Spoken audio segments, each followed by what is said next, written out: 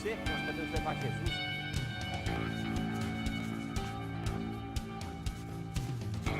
Invista neste canal. Invista em um mundo melhor.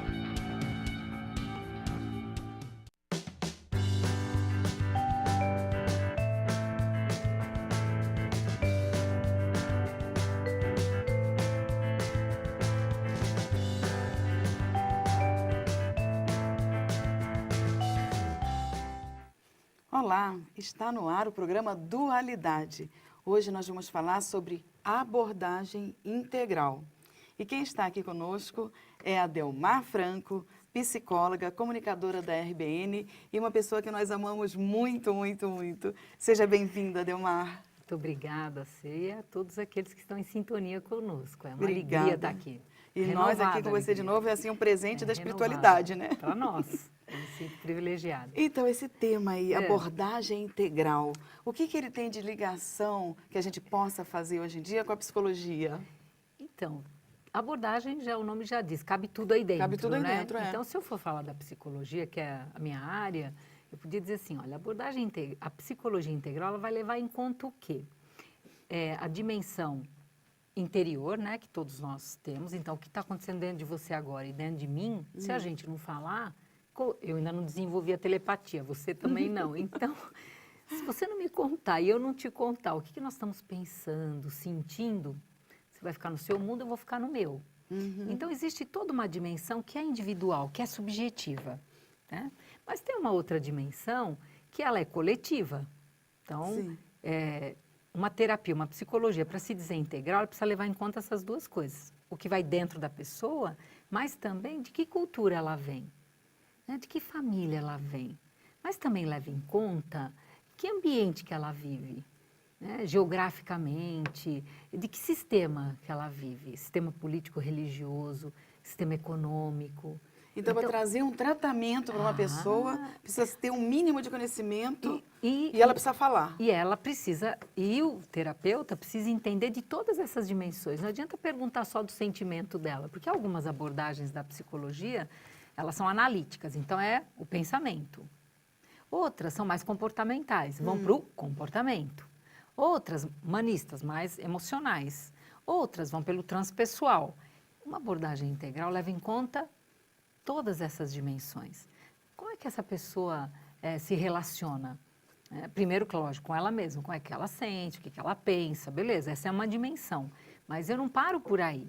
Se ela só fala muito dela, o que eu vou perguntar? Mas e aí, como é que são os seus relacionamentos? De que família você vem? Com quem que você vai para o coletivo? Mas também para a natureza, né? Se ela entra em contato com a natureza ou não. Então, é uma abordagem que leva em conta todas essas várias dimensões. O que é mais subjetivo dela, né? Os pensamentos, sentimentos, mas também os comportamentos, mas também as relações, mas também... Bem completo, né? Será que hoje os psicólogos já estão usando esse tipo de enfoque? Essa abordagem também não é reconhecida ainda, mas ela... Para se dizer uma abordagem integral, ela precisa levar em conta todas essas dimensões, né? Será que vai mudar o curso de psicologia, o estudo? Seria interessante, porque vai ampliar, né? Porque as coisas estão mudando tão rapidamente, né? Então... E não dá para você fragmentar a pessoa, né? Assim, não, eu não quero saber agora, por exemplo, chegou há um tempo atrás, uma pessoa falou assim, então, eu fui falar com a psicóloga da minha visão espiritual. Ela falou, não, isso não traz para terapia isso você vive lá... onde você vai, seja um templo, seja uma igreja, seja um centro espírita. E não, isso também faz parte. Né? A dimensão física da pessoa faz parte, a dimensão emocional faz parte, a dimensão mental, a dimensão espiritual, os relacionamentos. Existe aquela pessoa que vai num consultório de psicologia e é completamente fechada e não expõe nada de si, tem medo de falar... É mais comum do que a gente imagina. Tanto que, então, na abordagem integral, o que você faz com um caso desse? Você indica para terapia corporal. Porque, por exemplo, hoje em dia, lá no Instituto Evoluir, por exemplo, o Celso Nogueira, a formação toda dele, ele é psicólogo corporal. Então, não precisa falar. Às vezes a pessoa tem um trauma e ela nem sabe. Pode ser, né? Porque ficou lá na infância e ficou lá no inconsciente dela. Então, ela não sabe. E, às vezes, não adianta... Ele vai puxar como? Eu não lembro nada. Não, mas você lembra de algum trauma que você passou? Às vezes, sei lá, quase morre afogada, por exemplo. Vamos colocar isso. Só que era pequenininha, a família não contou, achou melhor não falar, né? Hoje mesmo, no rádio, né, antes de vir para cá, a pessoa falou assim, olha, a netinha dela, quase 5 meses, a mãe foi buscar não sei o que, deixou na banheira, quando voltou, quase morreu afogada. Vamos supor que para essa mãe, isso aí daqui, quando ela crescer, a mãe nem vai lembrar disso e não vai falar para ela. E vamos supor que ela tem aí uma fobia de água. Sim. Mas não sabe o que pode acontecer. Ela não adianta ir para terapia. Você vai dizer assim, pode fazer uma regressão de memória. Ok, pode fazer uma regressão de memória. Só que na maca, né, ou na psicologia corporal, você acessa o trauma sem precisar que a pessoa lembre dele, porque no corpo ficam registrados. Né, essa criancinha, 5 meses, imagina a musculatura dela como ficou. Imagina o batimento cardíaco dela, tudo isso já ficou registrado.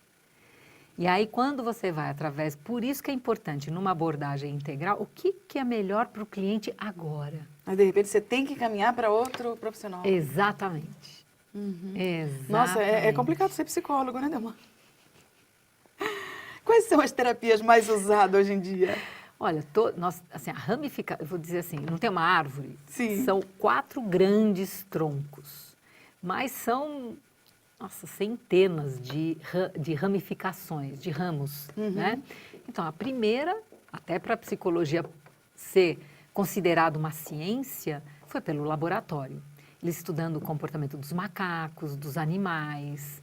Então, por esse caminho, a psicologia se colocou como ciência, no laboratório. Então, a primeira grande força, comportamental.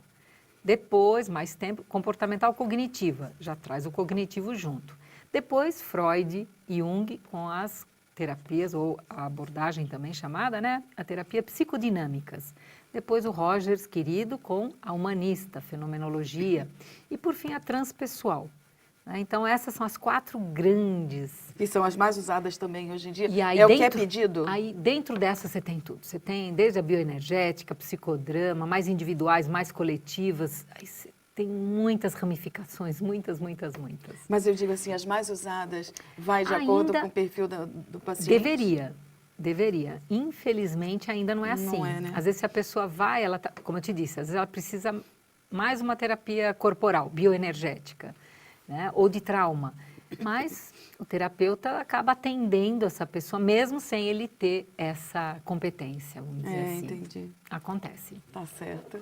Nós estamos encerrando esse primeiro bloco. Voltamos já já. Fica com a gente.